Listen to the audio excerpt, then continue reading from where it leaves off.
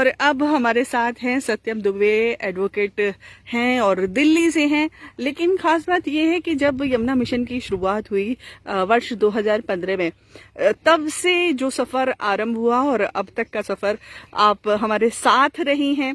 वो बात अलग है कि बीच में थोड़ा सा आना जाना कम रहा, व्यस्तताएं सभी के साथ रहती हैं, लेकिन फिर भी एक जुड़ाव जो शुरू से हुआ, जैसे एक नन्हे पौधे को लगाया जाता है और फिर उसकी देखभाल की जाती है, उतना प्यार भी हो जाता है उससे। और उसी तरीके से मुझे लगता है आपको भी यमुना मिशन से प्यार तो होगा। बिल्कुल। तो इस प्यार की क्या खास वजह है, क्यों है यमुना मिशन से इतना प्यार? यमुना मिशन से इसलिए इतना प्यार है क्योंकि इसकी जो शुरुआत हुई थी एक बहुत छोटे से स्तर से शुरू हुआ था। छोटी सी जगह से कृष्ण गंगा घाट से शुरू हुआ था। ठीक है, वहाँ पे हम लोगों ने शुरुआत करी थी कि हाँ, हमने एक सपना देखा था कि इसको किनारे को हम पेड़ पौधों से, वृक्षों से भर देंगे।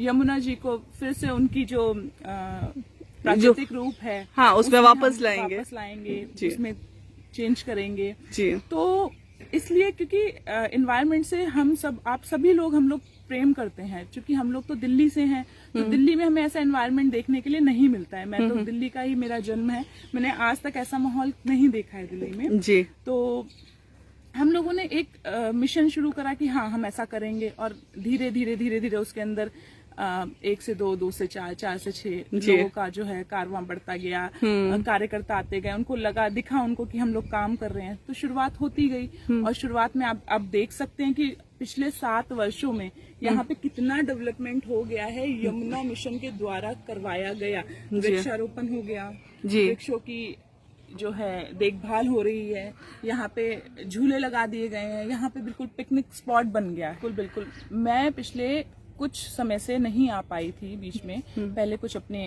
पर्सनल प्रॉब्लम थी, उसके बाद जो है कोरोना काल शुरू हो गया था, तो आना जाना थोड़ा सा हम सभी जान रहे हैं, महामारी शुरू हो गई थी। लेकिन उसके बाद जब मैंने आके देखा है तो इसका तो दृश्य बिल्कुल ही बदला हुआ है। इतने विशाल ये वृक्ष हो गए, जो हमने छोटे छोटे पौधे लगाए थे, और इनकी देखरेख इतनी अच्छी हुई है कि एकदम से, और चूंकि यमुना जी के तट पर है तो बिल्कुल इन्होंने अपनी जो ग्रोथ है बिल्कुल पीक पे पहुंच गई है। तो इसको देखकर इतना उत्साहित हूँ मैं, इतनी ज्यादा उत्साहित हूँ जी कि मैं आपको शब्दों में तो बयान नहीं कर सकती। मैं इसीलिए यहाँ आई थी ये सारी चीजें देखने की, क्या चल रहा है, क्या हो रहा है। हाँ। कितना मतलब हमारे ये जो वृक्ष कितने बड़े हुए हैं। हाँ, डेफिनेटली। आप देखिए, दिल्ली के जो पार्क हैं या दिल्ली में जो भी जगहें हैं, जो ग्रीनरी जहाँ लगी हुई है, ठीक है, वहाँ पे एक लिमिटेड सोर्सेज हैं। चाहे वो आप कुछ वृक्षों का देख लें, लिमिटेड वहाँ पे वृक्ष हैं, लिमिटेड वहाँ पर लैंड है, पर यहाँ पे तो लैंड ही लैंड है, वृक्ष ही वृक्ष है। और यहाँ पे जो एक वहाँ की जो हवा है, वायु है, वो जहरीली है। वो इसीलिए जहरीली है कि वहाँ पे वृक्षों की संख्या बहुत कम है, और यहाँ पे जो लगाया गया उसमें अनगिनत वृक्ष हैं, बहुत सारे वृक्ष हैं। और चूंकि यमुना जी के तट के किनारे ये वृक्ष हैं, तो इनकी एक हवा बिल्कुल ही डिफरेंट है, बिल्कुल ही चेंज है। बिल्कुल। और जी यहाँ पे आगे एक नाला है।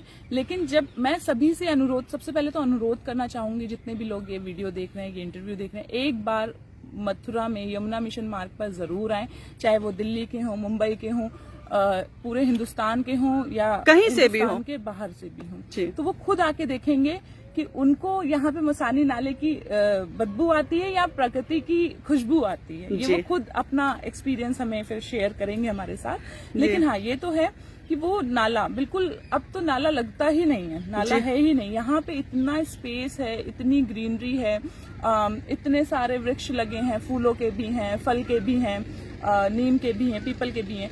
तो जो इनकी अपनी नेचुरल जो खुशबू है, जो शुद्धता है, वो उस नाले के ऊपर भारी पड़ गई है। ठीक है, तो उसकी बदबू का या उसके प्रदूषण का कोई सवाल ही नहीं होता। हाँ, तो कहीं ना कहीं हम ये कह सकते हैं यमुना मिशन के द्वारा उस कालिया नाग का मर्दन भी हुआ है, जो भगवान श्री कृष्ण ने किया था, यमुना को जो दूषित कर रहा था। तो आज भी उसी अनुभूति को हम लेकर चल सकते हैं।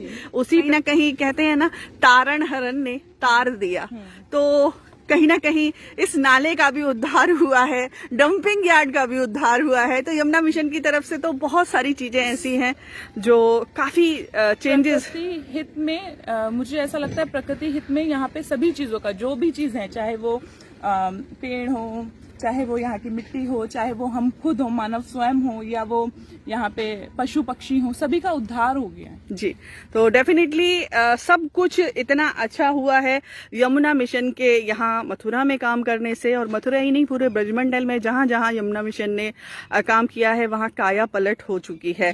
तो चलते चलते क्या कहेंगी अपने व्यूअर्स से? मैं सिर्फ इतना कहना चाहूंगी कि आप सभी लोग आएं। आप सभी लोगों से मेरी हाथ जोड़ के ये विनती है कि एक बार मथुरा तो आप लोग आते ही होंगे, पर यमुना मिशन मार्ग पर आएं, यहाँ पर देखें कि यमुना मिशन ने कितना भव्य और कितना अच्छा कार्य किया है। और इसी के साथ मैं यमुना मिशन से भी अनुरोध करूंगी कि इसी प्रकार से कार्य हमारे दिल्ली में भी करे जाएं।